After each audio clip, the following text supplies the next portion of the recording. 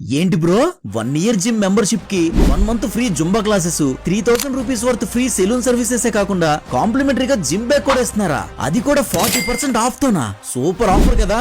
ఎక్కడో చెప్పేస్తా, ముందు రీల్ సేవ్ చేసేసుకో. హలో రాజమండ్రియన్స్, welcome to Rajahmundry point of view.